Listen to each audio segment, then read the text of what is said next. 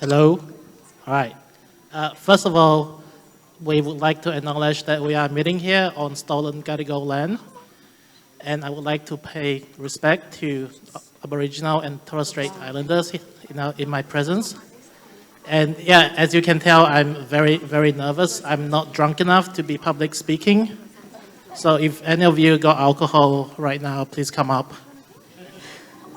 Anyway, I'm gonna just introduce my fellow panelists. This is Meg O'Shea.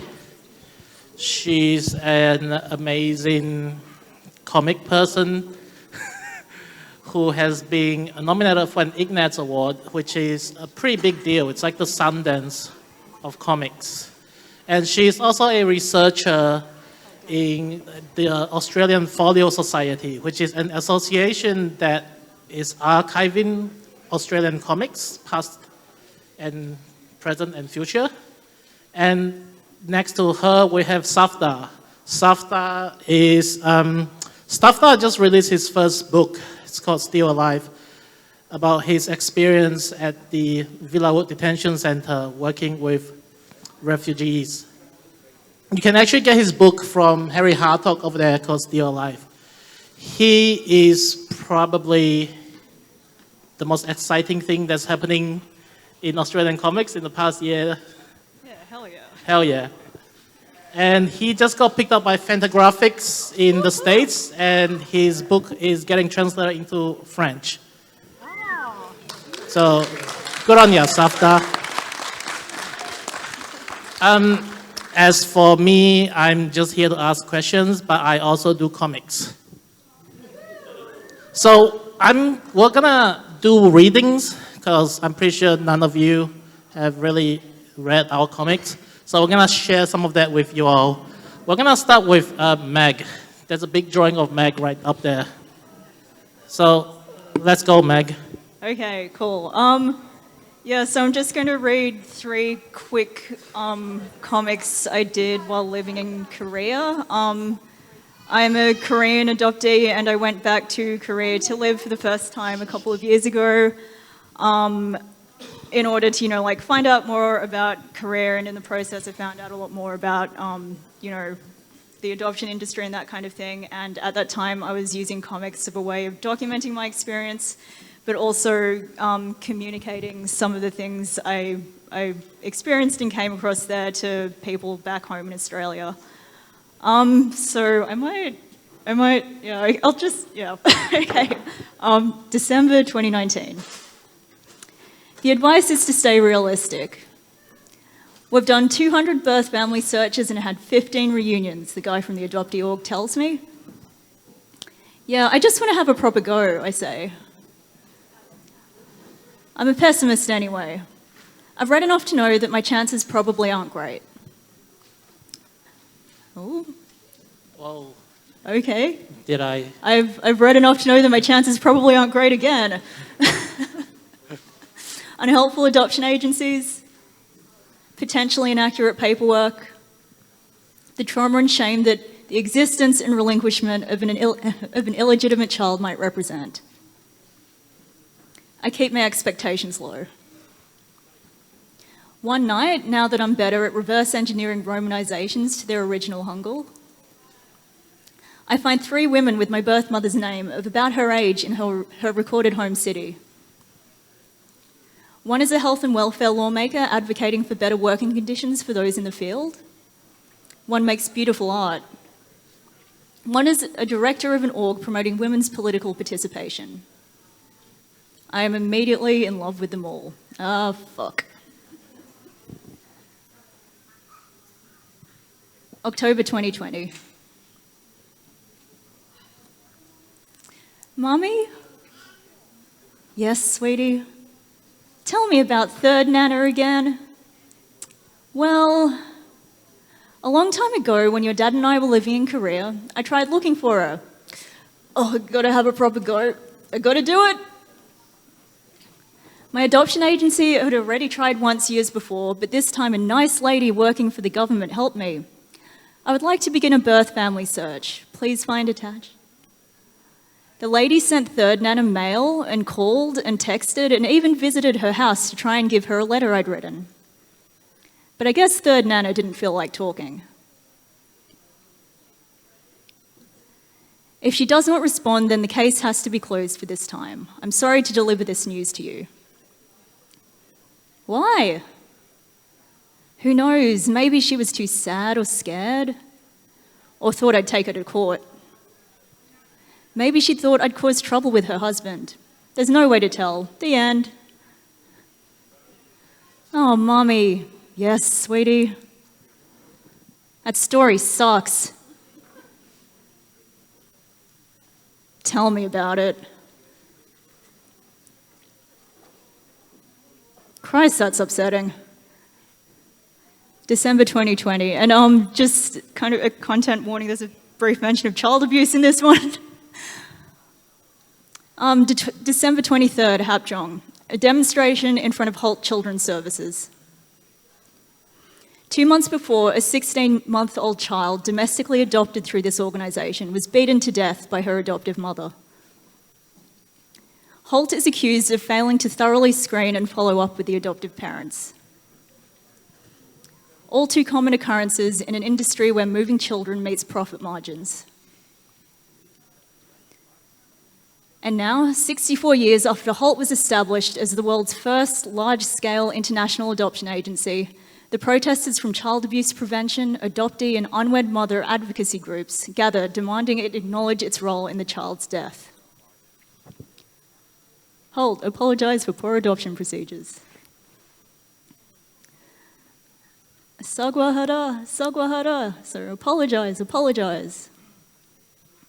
The wind is strong and sometimes the mic's cut out. And as the Korean washes over me, the only sounds I understand are a quaver in a voice, the anger in a chant, shuddering sobs, a padded rhythm of comfort. Beyond adoption, protection of single-parent families' rights.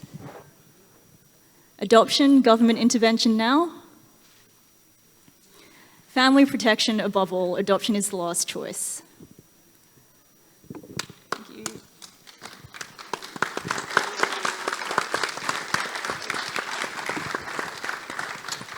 Thank you, Meg.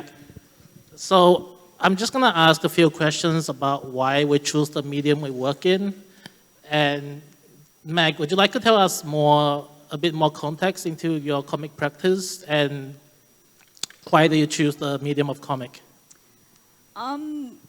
Yeah, so I came to comics after doing a visual arts degree where I majored in sculpture. After art school, I found myself with an art practice that kind of like required a lot of workspace and gallery space to share my work in, and kind of gave up on art for a bit. I went to UTS, started studying animation, did a comic course as part of that, and discovered a medium that was just so much more accessible in terms of making, but also in terms of the audience you could communicate to with it. I'd always kind of struggled with a sense of dishonesty in my particular kind of visual arts practice, my sculpture practice, and I think the ability of comics to allow you to like kind of speak plainly and kind of also like replicate, visual and verbal ways of thinking and working with complex topics was particularly appealing to me. Also, you don't need a gallery space, you can just put it up on Instagram and suddenly you're talking to a bunch of people and telling them about things you care about. Yeah, I think that answered that. Did it? I'm actually gonna ask some questions to the audience. So are we all familiar with what an autobiographical comic is? Have we all read autobiographical comics? Comics in general, I think when people hear the word comics, the general zeitgeist is still that it's Marvel, it's genre, it's fantasy. But I would actually like to ask Safar, and would like Safar to take over and tell us more about the medium of autobiographical comics. Sure.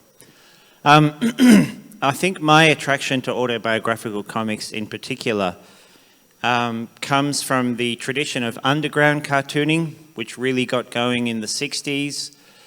And I think it was helped by the sexual revolution and the drug movement and everything else and the hippie movement. And it was very strongly sort of focused on breaking social taboos and telling personal stories in a way that can, I think back then, you know, the idea is that you've got all this junk that you're holding on to and all this repression, and you need to get it out there. And a lot of the underground comics are, for that reason, problematic, because many of them were made by male cartoonists, like Robert Crumb, who's one of the most famous examples, and some others who followed in his sort of style. And when they expressed themselves very openly, a lot of that was very misogynistic. You know, a lot of it was their pent-up sexual fetishes and fantasies and that sort of thing. But what's interesting about that movement is that it then spawned a sort of line of women's comics, feminist comics, in response to some of those more sort of misogynistic themes. And then you get works like Art Spiegelman's Mouse, which is one of the most important narratives, I think, of the Holocaust, particularly in visual form. And that's one of the most influential comics from the underground movement, if not maybe the most famous comic, you know, modern comic perhaps. And so anyway, for me personally, that tradition is very inspiring, because I think autobiography is important anyway when it comes to placing ourselves in a sort of the context of our families and our society and all the historical forces that work on us and through us. And so it's a very good tool for critiquing and addressing issues, you know, that relate to us, particularly today, when I think representation matters very much and identity matters very much, specifically because the media has been so dominated by singular voices and a very sort of, you know, single demographic, you know, the white kind of privileged male cartoonist. Michael Leunig springs to mind, Bill Leak springs to mind. You think of editorial cartoonists, people like that. And frankly, we need a more sort of diverse range of voices that can hold a mirror up to society and address themes critically, but through personal experience. And so for me, that's why autobiographical comics are so powerful and necessary. Since you have the stage right now, we're gonna move into sure. Safar doing a reading of his comic. Okay, this is The Good Son, which I did back in 2012, so it's actually quite old. It's going to come. No, that's not it. That's Pat Grad, also brilliant. Actually, moving back to this. Oh, wait. No, it's okay. That's it. We'll skip. We'll skip. All right. Forward and back, I mean. Forward and back. Let's Safar. Anyway, so yeah, I only got into comics about 9 years ago, 10 years ago, and The Good Son was my first real go at it. So it was very raw, very rough. I was very pissed off at the time. My dad was being quite nasty to my brother, and I was quite angry. And I thought, you know what? Fuck it. I'm going to tell the story of our family. I'm going to talk about the issues growing up that we had under my father, who was a good man, a loving father, but at the same time he had a very capricious and violent and unpredictable temper. And so I thought, you know what, it's time to sort of talk about that. I don't like how families sweep everything under the rug and feel shame around these sorts of issues. So that was why I started doing The Good Son. As I said, it was very rough. It was my first go at a comic. So we can go through it a little bit. See, bad drawing. It was done 20 years ago, so now it's about 30 years ago. And I'm a child, the oldest of 3. I feel I can never live up to the person my dad wants or expects me to be. He has a whole stack of expectations. Some are drawn from his Indian upbringing. There's that pressure, you know. He was like, my son will become a doctor. Children should not make so much noise. Some are all his expectations. Mum is English, by the way, making us a mixed-race family. I only mention it because I feel my difference to other kids in the Indian community, where we grew up in the Blue Mountains, and in Penrith particularly. Kids Dad obviously compares us to. They're nerds. They study hard, get good grades, and generally fulfill their parents' dreams. Well, that's how they seem. That's how they seem to me. I top the class. I want to be an engineer. I love maths and computers. I'm good at science. I want to study medicine. They probably weren't like that, but that was how I saw it. Whereas I was a scruffy mongrel kid. I don't know, who cares? Go suck eggs. Out of place and unsure of where I stand in the world. Very obvious metaphor, sorry. I'm desperately quiet around other children. What's your name? Hi. Ew, yuck, girls' germs. Come on, Safar, yeah, cut it out. I play girls' germs long after the other kids have stopped. It takes me years just to learn to be sociable. From the age of 12, I imagined Dad imagining the good son.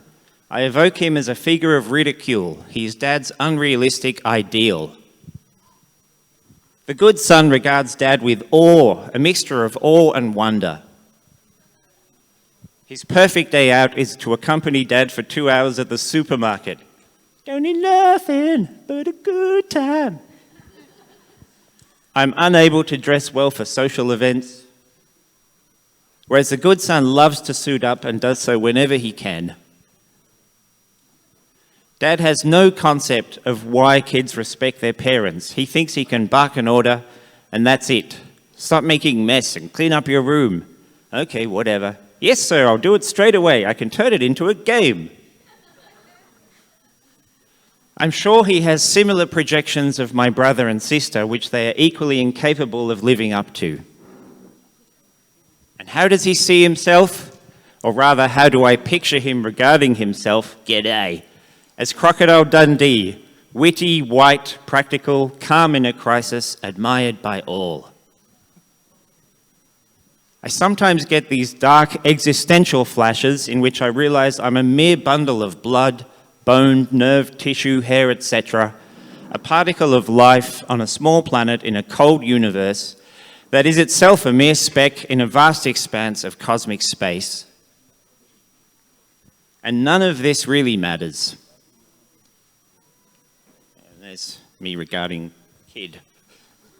So yeah, this bit was particularly about my own sort of discomfort growing up in the Blue Mountains, going to a private Anglican school, which was very white. I was one of the only sort of, ethnic kids at school.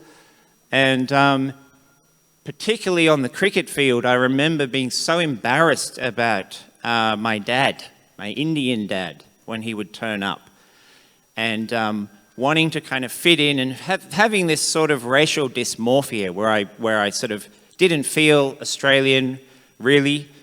Never supported the Aussie cricket team, hated them, always went for whoever was playing against them, but at the same time really wanted to fit in. So did you want to be the good son for yourself or for your father? Oh no, it was this little fantasy kid which I would use to sort of make fun of Dad. Like, he wants me to be this and I'm never going to be that. And he's such an annoying kid. Did you ever talk about this with your father? No, it was just a little kid who I had in my head. I didn't talk about him to anyone until I did the comic. We're going to talk a bit about our inspirations that make us keep going in our medium. So can we move on to the next 2 slides? Yeah, we're going to stay here for a bit. Okay. Do you want me to talk about? Yep. So since doing The Good Son, I've done some graphic journalism. So just so you know, my book is actually over there on the table. It's very well priced. It's called Still Alive. You should pick it up. And it's a work of graphic journalism. And again, graphic journalism owes a lot to Joe Sacco, the example here on the screen. He wrote a really powerful book about Palestine. In the 90s, I think he started that. Was it the early 90s? This is Well, the first one is about the Bosnian War, and then he did Oh, the okay. Palestine one after. Yeah, that's right, he also did Safe Area Gorazda, which is a very powerful account of the war, Yugoslav war. And so what's unique about Sacco's work is the fact that on one hand, he's a reporter, he's a journalist, he's in Palestine, he's talking to people, he's obviously there to get the story, but at the same time, he puts himself in the frame. He draws himself into the narrative. So that's him. He's the geeky one with the glasses and the big lips, and he shows his own interactions with fixers, with the people who are setting him up, with the people he's sort of, the kids who are annoying him on the streets. And that autobiographical element allows him to be self-critical and self-reflexive in his reporting. And I think that's very important because so much journalism makes the mistake of kind of this pretense to objectivity, which pretends to present a sort of objective or God's eye view of what's being depicted, whereas this is a very self-reflexive process in which the journalist even shows the responses that people are having to them, in that space. So I think it's interesting in that respect. He did a fantastic little comic about Kushinagar, which is a place in India where he talked to these low-caste people who were being attacked by higher caste types. And when he was there, the people who were taking him around were these powerful landowners. And they were giving everyone the eye and making sure no one actually spoke to him. So the story wasn't so much what these low-caste people were able to tell him, it was the fact that he was in this matrix, this situation of social, hierarchy, where he, as the journalist, couldn't really tell the proper story. And even when he's walking back to his car, it's like he's observing the way the big tough guys, intimidating everyone else around them. And so I think that kind of reporting is really important. I think it's the best type of journalism. It gets the story, but it also, doesn't pretend to this fake notion of objectivity. On the same topic, would you and Meg like to elaborate more on whether you have a lot of thoughts on bridging that ability to go from telling stories of yourself and then bringing bigger issues in with identity and at some point turning it into something journalistic? Do you have any thoughts on that topic? Sorry, I'm still very nervous. Yeah, me too, dude, it's okay. This is why comic people are the bastard son of literary. I suppose speaking for myself and my own comic practice, I've actually used comics as a way to kind of like organize and structure kind of new things I found out about like career and adoption just as a byproduct of me finding out about my own history. I got into comics around the same time I began getting interested in my identity as an adoptee. That entailed finding out that, the scale of the Korean adoption program, the fact that it was a result of like very poor, very weak domestic welfare program in Korea, the result of like some serious kind of institutional sexism in Korea. And so me reading about that and having this kind of structure to translate it and rationalize it in comics was super helpful, and I think, I felt so incensed that I thought I should share it in that format.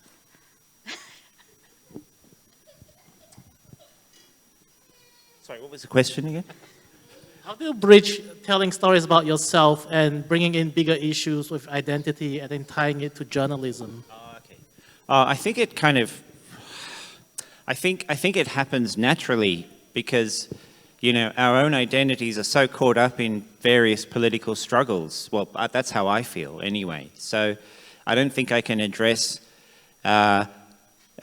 thinking about, referring back to the good son, I don't think I can address how I saw myself as a kid without thinking about the sort of all-pervasive whiteness that existed, you know, in the school and the social circles I was mixing in, and becoming aware, of course, being from a Muslim family, my father's family are Indian Muslims, being aware of Islamophobia growing up, but not really having a language or conceptual tools to understand it properly until I went to university and read about Orientalism and racism, and sort of then was able to put it in context. So I think for me it was part of that investigation of self necessitated learning more about political and social, you know, forces. Gender's another one. You know, I'm doing a comic at the moment, which is, The Good Son is sort of the thumbnail for what I'm doing at the moment, which is very autobiographical. And I remember our school had a dress code, and I wanted to grow my hair long because at the time I was briefly into 80s hair bands, and I wanted to look like an 80s kid, you know, but I wanted the hair, and we weren't allowed to grow our hair long. So I grew like a mullet with a sort of curl on my collar, and I had these curls, and all the teachers, you know, kind of, it was very sort of heteronormative, oppressive, sort of macho environment, and a bunch of teachers thought I was queer or gay or something and made all these terrible comments. And so it's interesting to reflect back on that, the social construction of masculinity. What does it mean when you're a kid and your role model is Rambo or the Terminator, you know? You can see pictures of that. There's a Compass special on Saf up on iView right now if you want to see pictures of that haircut. Just is recommendation. That in Yeah.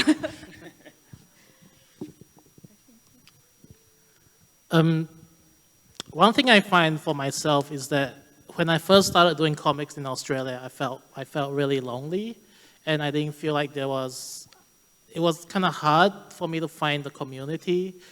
But I would just like for you two to share with me stories of how you found a community, especially here in Sydney with the comic people, so to say, in Sydney. So let's start with Safar again. Yeah, I think for me it started by going to zine fairs, and that was where I realized, oh, people are doing their own comics and they're self-publishing them, and I should try that. And I really love the zine and comic community here because to me it's a very utopian community. No one makes a zine to make money.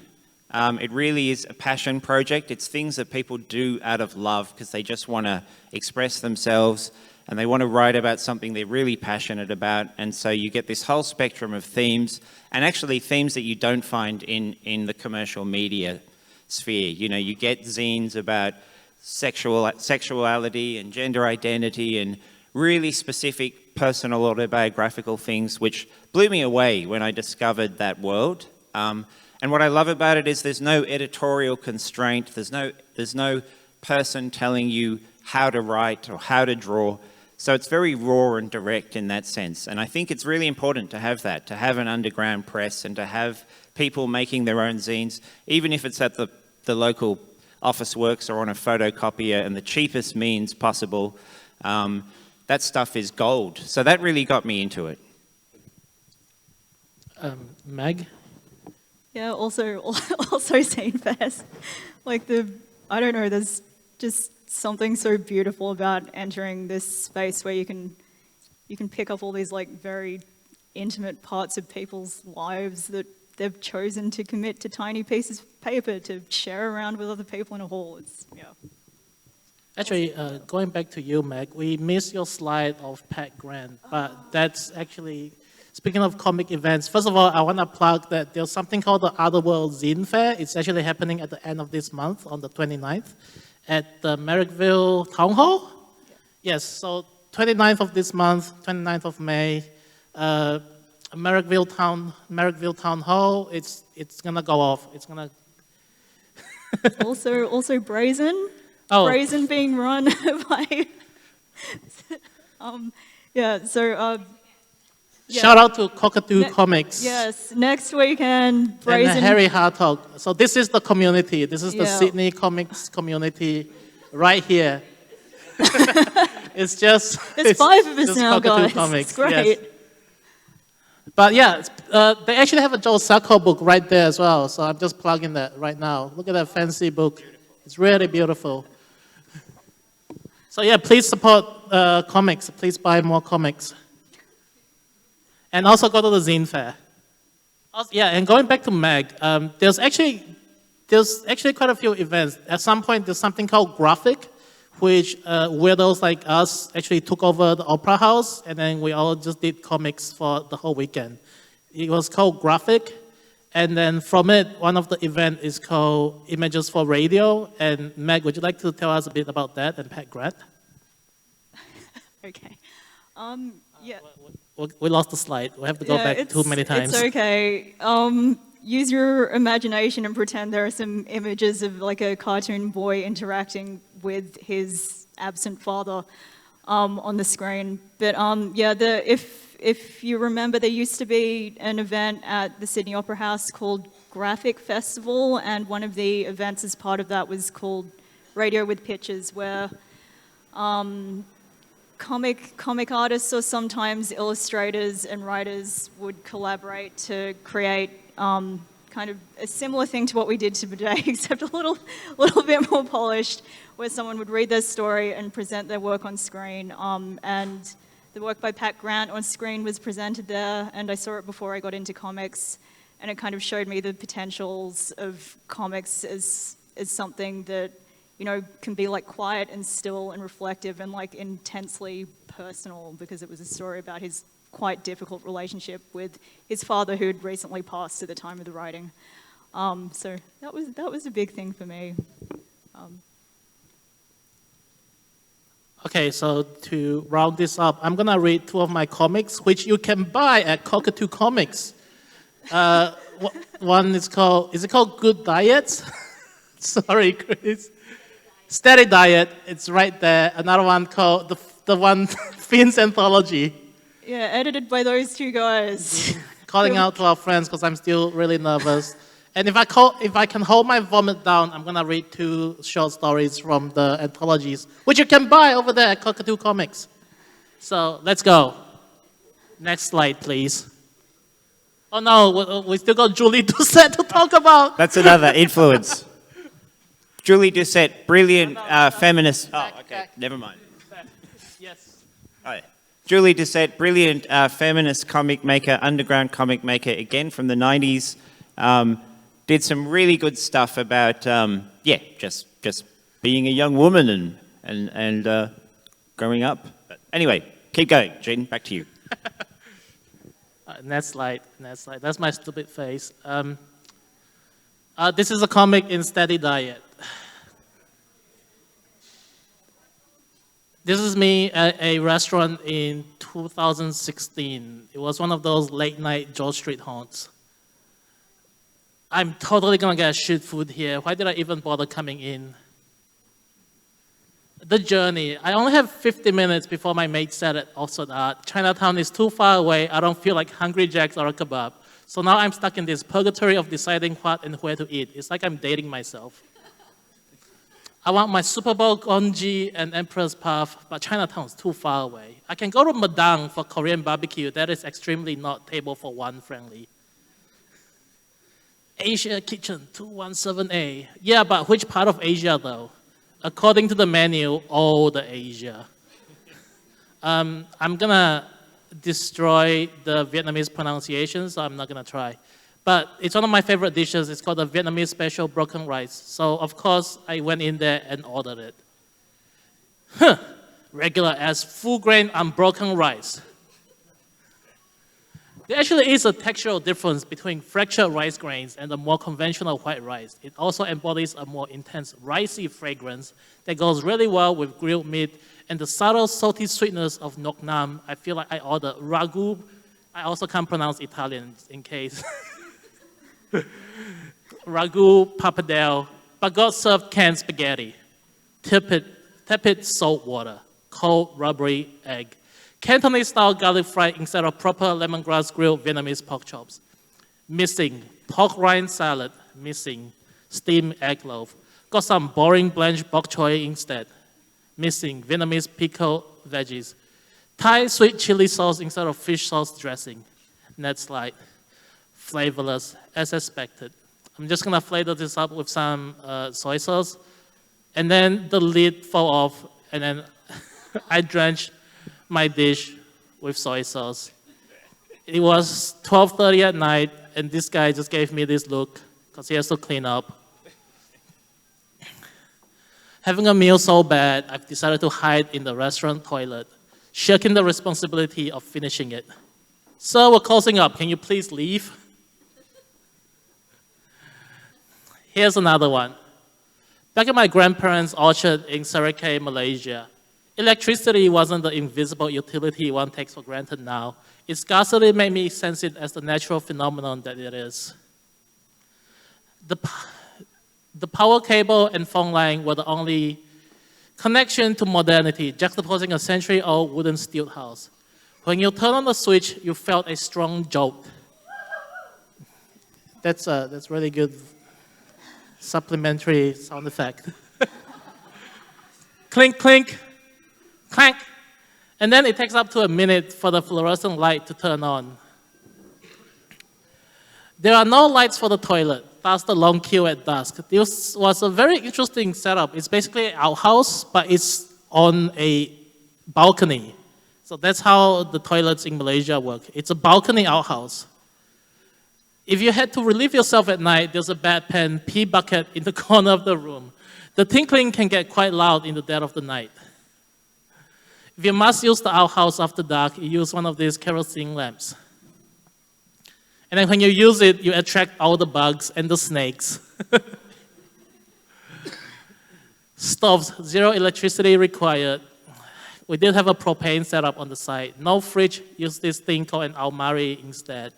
I just realized the word almari is actually Spanish in origin. So in Malaysia, parts of Malaysia was a Portuguese colony. So there you go, very post-colonial and interesting etymology there. We did have a TV, but it was so small we never bothered to use it.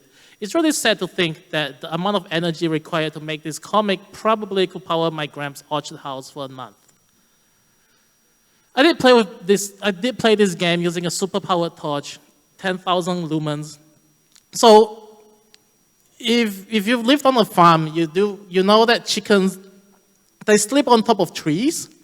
It's really weird. So I played this game where I would just open the window in my grandfather's room at night, and using a super-powered torch, basically play Galaga. I would blind the chicken with the torch, and they would just fall onto the floor.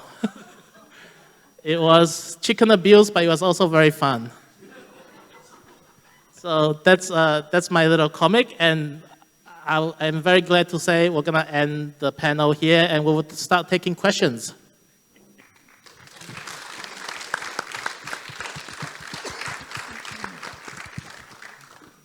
Any questions? Yep, thank you very much. Jin, I forgot to tell you, it's totally my fault. Okay. There's a bar that sells alcohol here. Oh. Damn. You owe me 6 drinks at least. I do. They're on me. Or you can have some Harry Hartog gift vouchers instead. Getting drunk on I've still literature. got gift vouchers, so if you'd like a $20 gift voucher for Harry Hartog books, just come and see me. You all deserve it because you've been here for such a long time listening to these fantastic panelists. Any questions for our graphic novelists? There you go. Oh, thank you. Yeah, I was just wondering, particularly when I've heard the first 2 speakers, of the role of comic and whether it's a little bit like the Fool in King Lear, in that it sort of gets through the cracks. And you said it wouldn't get through standard journalism, but it's a means of delivering a message. And it's almost, you know, the drawings, particularly that you all had of yourselves, were a little bit like self-ridicule. You know, you portray yourselves in a funny but absurd, almost clown-like fashion. And then it's almost like that allows you to say what you feel like and get a real truth through the barrier of being funny at the same time. I'm wondering how you see that role of almost ridicule. I suppose when I began reading comics, one of the things that struck me the most was how disarming the medium was. When I first came across narratives and like stories and like other people's experiences that really hit me hard, they hit even harder because they were kind of like wrapped in this very kind of often unassuming aesthetic. So yeah, there's definitely something to that sometimes. Yeah, I think to your first point, the thing that I love about comics as well is that it does come from this tradition of subversive mockery and satire. Of course, the origins of even the term cartoon goes back to, I think it's the Italian carton. Like people would scrawl pictures of the rich and powerful, on the sides of boxes, and it's like a way of mocking those in power. And so it does go under the radar, and enough. Actually, it's good. It's kind of helped comics a little bit that people don't take them so seriously, because you can, I think, exercise more freedom in the medium. And definitely self-deprecation is a big part of the underground cartooning that I mentioned, and that's certainly what I love about it as well. Sometimes it's really painful self-mockery, but again, that's a very interesting way of peeling the onion, and talking about those things. So, yeah. I think another thing is it's just more efficient if you use less lines. If you want to draw yourself seriously, you have to draw a lot more lines. And if you're doing an autobiographical comic, you have to draw yourself a lot. So it's just more efficient if you just draw yourself in a cartoony, simple way. Thank you. Any more questions? Okay, let's thank our panelists. That was a fantastic session.